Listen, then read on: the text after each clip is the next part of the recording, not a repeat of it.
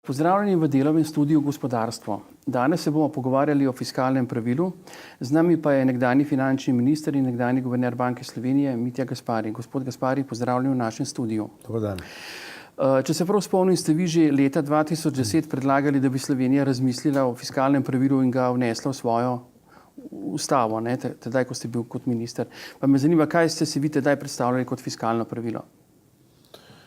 Ja, za začetkom krize je bilo jasno, da bo potrebno na področju fiskalnega upravljanja spremeniti način delovanja, ki je bil prej dolga leta prisoten. Predvsem tako, da se bo po prvih letih krize, ko se ni dalo oceniti, kako globoka bo in kako močna, da se pripravi program za tako imenovani izhodna strategija za normalizacijo gospodarstva in pa tudi fiskalne situacije.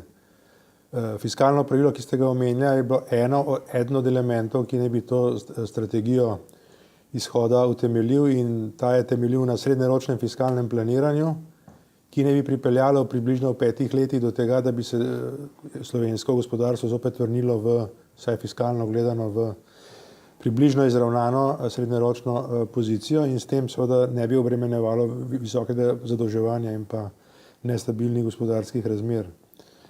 Osnovna ideja je bila relativno preprosta in se tudi danes uveljavlja po Evropi in zunaj Evrope na podoben način, namreč gospodarstvo niha, s tem nihajo tudi fiskalni prihodki, praviloma pa fiskalni odhodki ne nihajo, ker je večina njih urejena z fiksnimi pravili in bolj ali manj nominalno skozi čas tudi realno rastejo.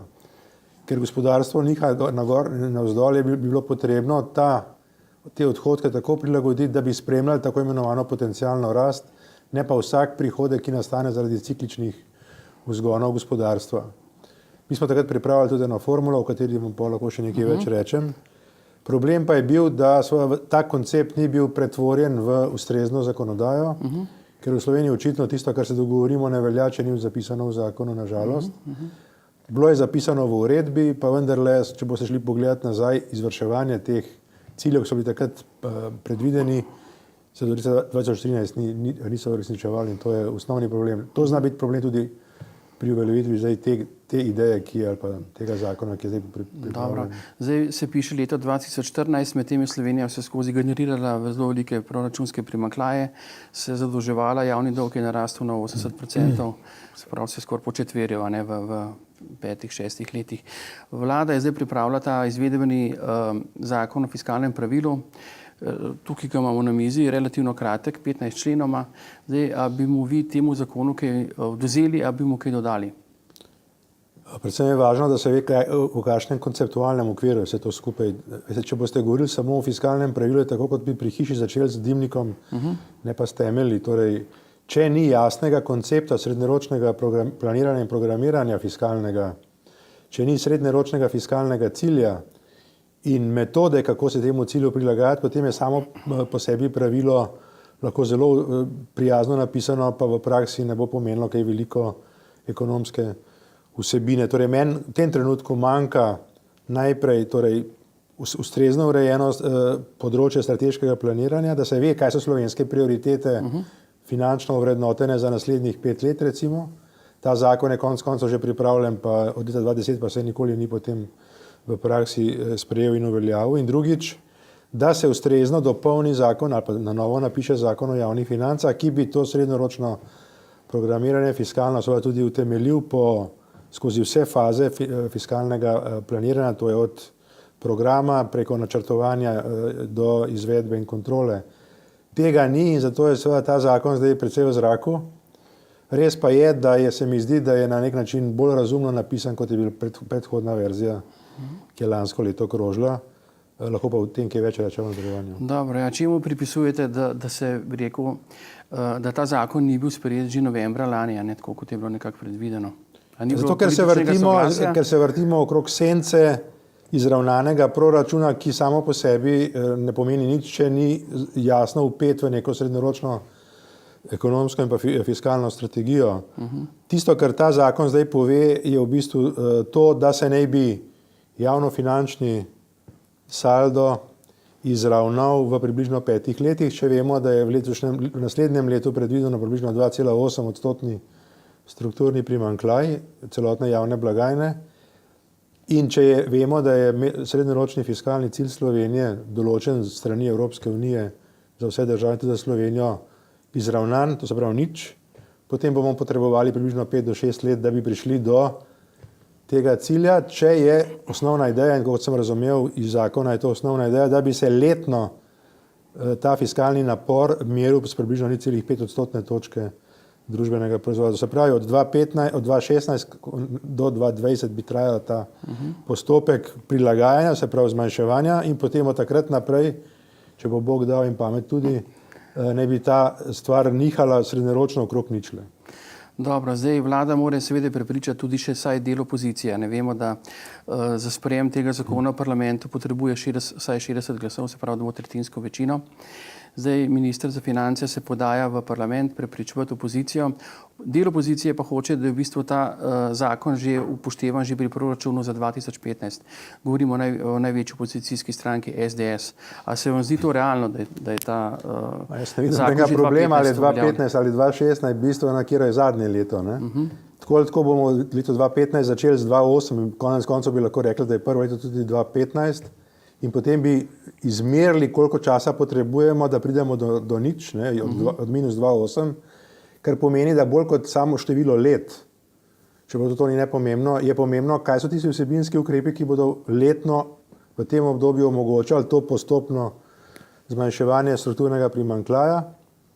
O tem, kaj veliko govora ni, jaz mislim, da brez tistega, kar sem prej rekel, to se pravi osnovna definicija strateškega planiranja in prioritet in srednjeročnega programiranja javnih financ, poleg tega pa prehod na programski proračun, bo bi rekel, to fiskalno pravilo ostalo samo neka črka na papirju. To kreganje ali eno leto prej, leto kasneje se mi zdi relativno minornega pomena v odnosu na tisto, kar sem prej rekel. Dobro, ena od novosti je tudi, bi rekel, način predlaganja fiskalnega sveta. Tako da našim gledalcem moram povedati, da v bistvu mi fiskalni svet smo že imeli, pa je v bistvu odstopil oziroma se je nekako samo razpustil spomladi 2012, ker pač so člani večinsko ugotovili, da nima smisla več sodelovati v takem fiskalnem svetu. Zdaj, v tem prejšnjem fiskalnem svetu je člane, če se prav spomnim, predlagal kar minister za finance. Zdaj, kar je seveda milo rečeno malo nehigienično. Zdaj je predviden drugačen način predlaganja. Predsednika fiskalnega sveta predlaga predsednik republike, po enega člana pa Banka Slovenije in vlada. Se pravi, fiskalni svet je ponovno samo 3-članski. Pa me zanima, a se vam zdi tak način delegiranja članov fiskalnega sveta ustrezen? No, meni se zdi ta del zakona najbolj neposrečen. Ne? Zakaj? Prvič zato, ker zelo nejasno definira, dovolj nejasno definira vlogo fiskalnega sveta. Drugič, ker se je lotil nekega načina predlaganja članov na zelo specifičen način, ki ni običajen v svetu. S tem, kaj ima pri tem Banka Slovenije. Banka Slovenije od vlade neodvisen organ in nima pri kadrovanju v fiskalni svet po moje kaj iskati. Konec koncev bi lahko mirno predlagali člane sveta vlada, če smo toliko zreli, da vemo, da se predlagajo strokovnjaki, ki s politiko neposredne zveze nimajo in se ukvarjajo s tem področjem strokovnega stališča. Tako da se mi zdi, da 3 člani so po moje relativno malo, glede na to, kaj bi moral svet po zakonu delati. Poleg tega pa umestitev v računsko sodišče kot podporni mehanizem je v redu, ampak enostavno ta svet bo moral imeti ekonomsko podporo pri izvajanju izračunov, ki bo potreboval, če bo sploh hotel slediti kvaliteti izvajanja fiskalnega pravila in pa srednjeročnega fiskalnega okvira. Tako da mislim, da bi bilo bolj pametno, da bi ta svet bil veččlanski in drugič, da bi imel odprto pot do tega, da lahko sklepa z ekonomskimi inštituti ustrezne pogodbe, ker sam tega ne bo mogel narediti, kar bi mu bilo dano. Njihovo mnenje bo predvsem ta vsebinski del na podlagi ustreznih izračunov. Poleg tega tudi mislim, da kar se tiče fiskalnega sveta, da je mislim, da način delovanja preslabo zapisan. V prejšnjih verzijah zakona je bilo to področje bistveno boljše urejeno, kot je ta trenutek. V tem pa še nekaj je, fiskalni svet ima smisel, če ima neka pooblastila. ne zgolj kot svetovalno telo, ampak tudi telo, ki lahko zaustavi določene negativne trende na področju fiskalne politike. To je v zakonu zelo vegasto zapisano. Namreč, če je negativno mnenje fiskalnega sveta, morajo biti seveda izjemno jasno določeni postopki, kako se stvari v parlamentu spremenijo in to ne čez čas, ampak v istem letu, ko je mnenje izdano. Torej pravi, mora imeti tudi na nek način zelo jasna pooblastila, da lahko zaustavi predloge, ki jih je finančni minister oziroma vlada prinesla v državni zbor, parlament. Tako. Zdaj nekatere druge države, tudi bolj razvite od Slovenije, so to fiskalno pravilo že prej sprejele in ga prej vnesle v ustavo. Recimo Švica leta 2005, Nemčija 2009. Skratka, kaj se še lahko naučimo iz primerov dobrih praks, ne teh držav, ki jim na nek način tudi mi želimo slediti? Glejte, mislim, to švicarsko pravilo, ki je bilo tudi pri nas v prejšnji verziji definirano kot najboljše, je eno od možnih. Ne? Praviloma se okoli fiskalnih pravil ločijo 3-4 vrste pravil. Ene so vezane na odhodke, druge na prihodke, tretje na saldo. Trenutno ta verzija zdaj je vezana na saldo, pri čemer je vedno pomembno in večina strokovnjakov pravi, da je najboljša doslej kombinacija tista, ki poveže strukturni saldo z omejitvijo rasti proračunskih odhodkov. Ne. To se pravi, ta povezava je bila že v tisti formuli, ki je bila takrat v uredbi zapisana, jasno dana. Tisto, kar je pomembno, je, da ta formula ne velja samo za 2 leti, kot je zdaj zapisano v zakonu. In jaz tudi mislim, da 2-letni proračun, kakršnega imamo zdaj, bo postal obsoleten, če bi se resno lotili srednjeročnega fiskalnega planiranja v povezavi s pravilom. In če bi imeli na 4-5 leta narejen tak okvir, bi potem morali na 4-5 let jasno določiti ob pravilu in tem srednjeročnem cilju, ki že obstaja, kakšen obseg rasti javnofinančnih odhodkov je možen, in to ne samo na ravni državnega proračuna, ampak vseh blagajn javnih financ, kar seveda ob upoštevanju, da se pri tem uporablja metodologija ESA, ne pa naša metodologija, ki trenutno se uporablja za državni proračun, to je po denarnem toku. A se vam zdi, da je zdaj javna poraba v Sloveniji previsoka, prenizka, ravno prava?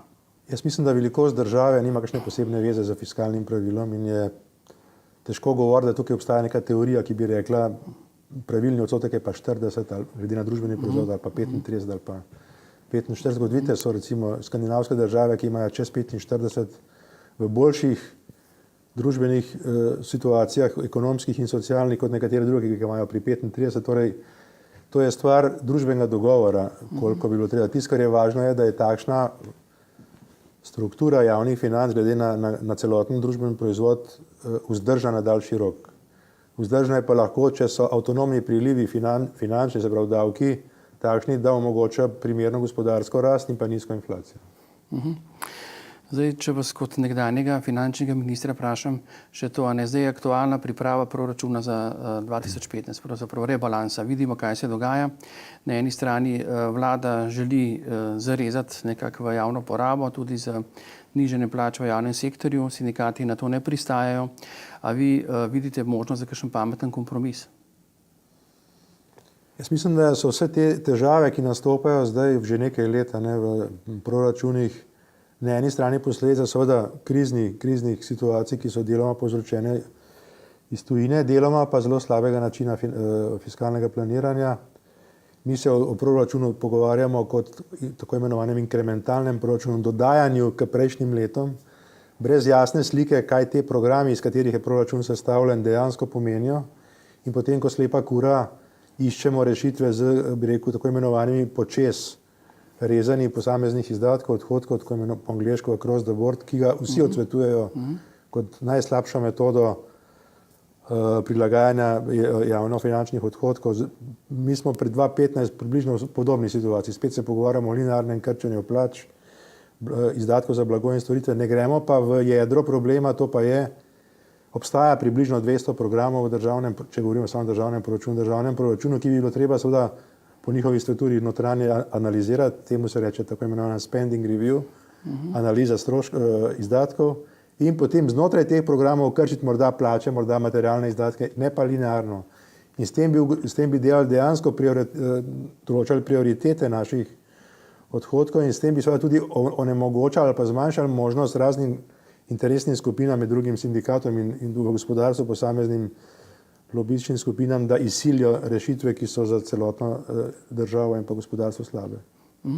Čemu pa pripisujete to, da ta programski proračun, za katerega ste se že zavzemali v preteklosti, da ne zaživi, je to v bistvu tudi politična nestabilnost, glede na to, da se ministri za finance in vlade seveda tudi z njimi Ja, sigurno je politična stabilnost eden od predpogojev, drugače pa mislim, da je tudi neka mentalna blokada, ki enostavno onemogoča, bi rekel, bolj kvalitetno strokovno delo in tukaj bi seveda priporočil ministru za finance, da se izjemno okrepi strokovno delo na ministrstvu za finance, predvsem v oddelku, ki se ukvarja s proračunom, ker tako kot je zdaj, ni pričakovati kakšnih bistvenih izboljšav. No pa s tem priporočilom končujemo naš pogovor. Gospod Gaspari, hvala za obisk v našem studiu. Hvala za vabilo.